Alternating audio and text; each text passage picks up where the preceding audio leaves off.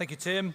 Thank you very much. For those that don't know me, I'm a member of the Sheep Plant Association Committee and have been for 11 years. When I'm not doing that, then I'm running a market research company. It's with that hat on that I come and present to you today. So I was also reflecting on when I stand up here for the last 2 years, I've been having to give rather grim news and make it sound exciting because it's been a minus figure for the last 2 years in our industry in terms of production output. So I'm delighted, previous 2023. So 2024 was a plus year. So I'm very pleased about that. And I'm sure everybody in the room was very pleased about that too.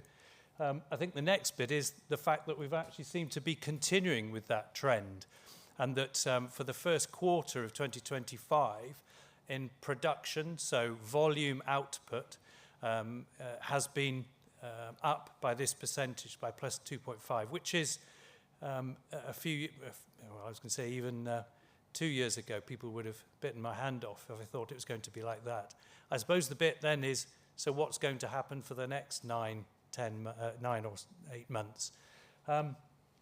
Talking with people in the industry, I've been trying to get a flavour of that. And so let's give you a bit of an update on that. So volume's on the rise. And many sheep planters that I've spoken to are saying, well, we're modestly busy. And I think it's just a caution, but they're busy. And I said, well, what are you busy with? Because whenever you ask the question, are you busy? Everybody's busy. But modestly busy sounded a really sort of sensible report. What with?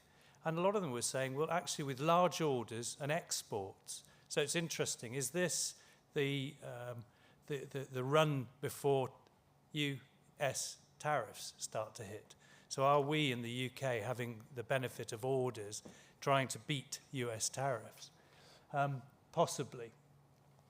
What's the situation about prices? Well, prices have been going up in April and May by sheep plants. I've been talking to a number, and the percentages, 5-8%, and in those 2 months. And that's not driven. I mean, when I used to sell corrugated, it was only because paper had risen in its price, whereas nowadays it's often for every other reason other than paper increasing in price.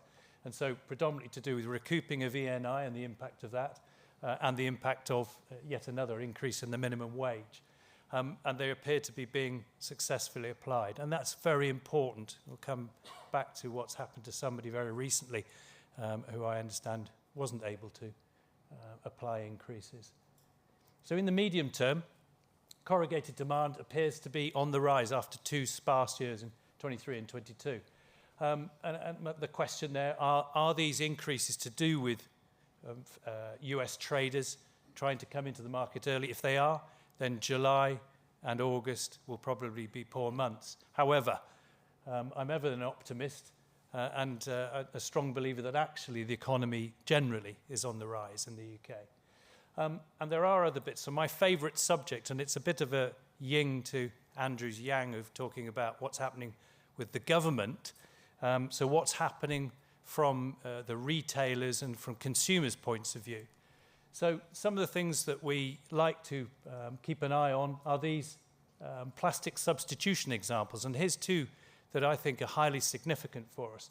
The one on the left-hand side is microflute corrugated. So those people that shop and have an interest in looking at packaging as well as the beautiful produce. If you look at mushrooms over the last 3 years in Sainsbury's have gone from about 30% being wrapped up in some form of paper packaging to 2 years ago, about 50%, and then to last year, virtually all of the mushrooms in Sainsbury's had some form of paper tray. None of them was in corrugated. But this year, and it's not Sainsbury's, but it's Tesco's, have grabbed a hold of mushrooms, and they've introduced for the first time that I've seen, maybe you've seen them, but in microflute packaging. So I think that's an indicator that it's not just folding cartons that are faring well in plastic substitution in that market, it's ours.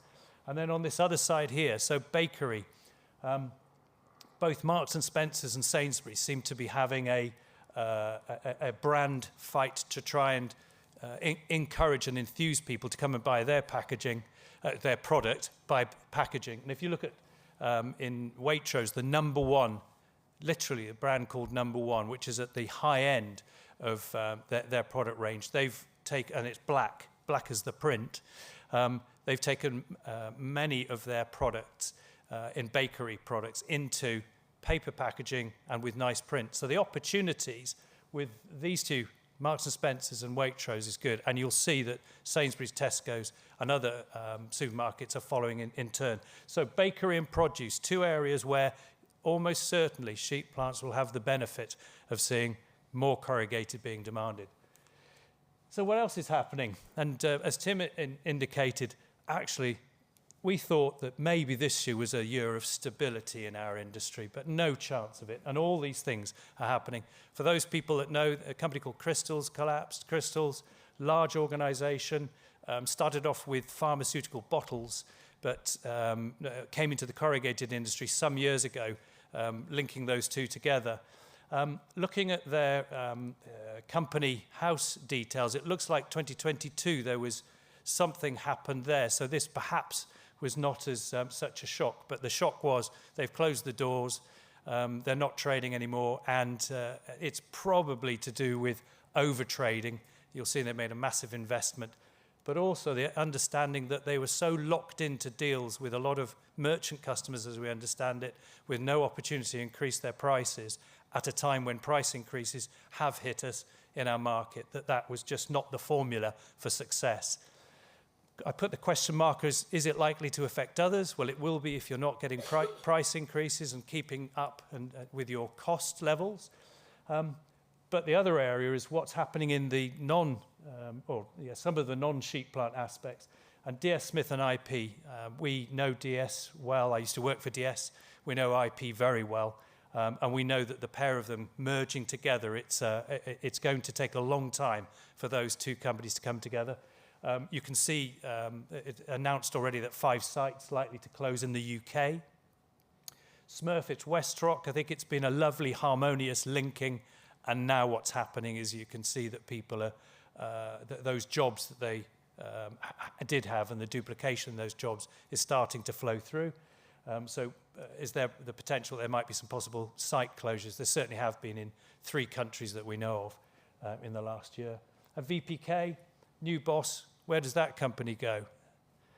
And Mondi, we know Mondi well. They're a company that are very ambitious, very sensible, cautious, prudent, but they've got a presence in the UK with the old Jaffa Box site, Schumacher site, and I'm sure it won't just be one site in the UK in the next couple of years.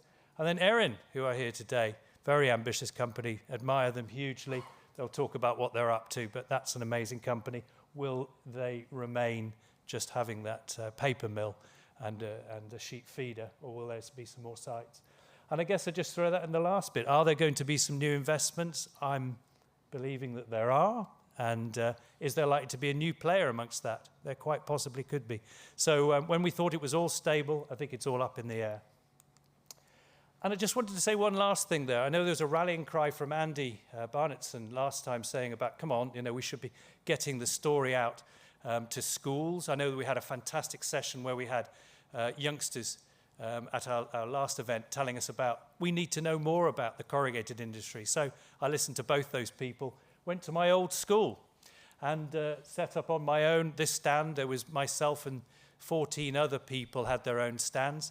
And I was amazed by the questions that were being asked and the interest in our industry. The good thing was I was able to amaze them back with the great breadth of jobs that are available: sales, marketing, purchasing, engineering, production, management. And I think opened the eyes of a number of people. Was able to link up with Westrock, Smurfit, Atlas. So I was able to say, why don't you look and see if there's any opportunities there? And I think if all of us want to grab a hold of this opportunity in this fashion, it will certainly raise the profile of our company, our industry, in this country. There we go. That's it. Thanks very much.